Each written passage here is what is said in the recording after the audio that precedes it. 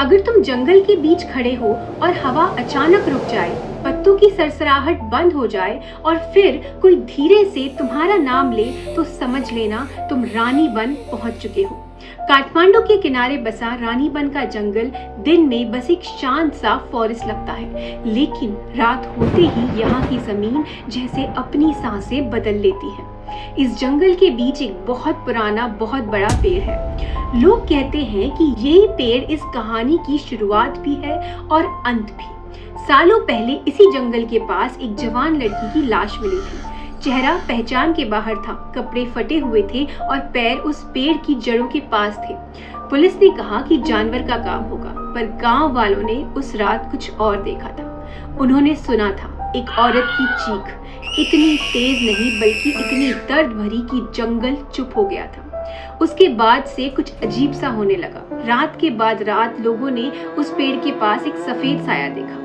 वो पेड़ के इर्द गिर्द घूमता था। कुछ लोगों ने कहा उसके बाल लंबे थे, चेहरा झुका हुआ, जैसे शर्म से नहीं बल्कि दर्द के बोझ से झुका हुआ। जो भी उस पेड़ के करीब गया उसे लगा जैसे कोई पीछे खड़ा है। सांस गर्दन पर महसूस होती थी और जब पलट कर देखो तब कोई नहीं होता था। एक रात दो लोकल बॉयज शॉर्टकट लेने के लिए जंगल के अंदर से चले गए। मोबाइल की टॉर्च जल रही थी। अचानक बैटरी फुल होते हुए भी टॉर्च बंद हो गई। अंधेरे में उन्होंने किसी के चिल्लाने की आवाज सुनी, धीरे, बिल्कुल धीरे, पर फिर एक आवाज आई, यहीं रुको।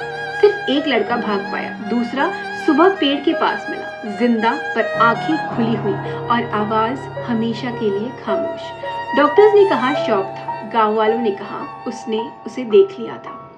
इस जंगल में काम करने वाले गार्ड्स आज भी कहते हैं कि रात के 2 बजे के बाद एक औरत पेड़ के पास खड़ी दिखती है। अगर उसकी तरफ देखो तो वो रोती हुई लगती है, अगर इग्नोर करो तो वो तुम्हारे पीछे आ जाती है। और सबसे डरावनी बात, वो पेड़ के नीचे कभी कोई परछाई नहीं होती। कुछ लोग मानते हैं कि वो लड़की की आत्मा नहीं बल्कि जंगल ने खुद उसे अपना लिया है, जैसे रानी बन उस दर्द को सालों से संभाल कर बैठा। और जब भी कोई रात को उस पेड़ के पास रुकता है, जंगल उसे याद दिलाता है कि कुछ कहानियां सिर्फ सुनाई नहीं देती, महसूस की जाती है।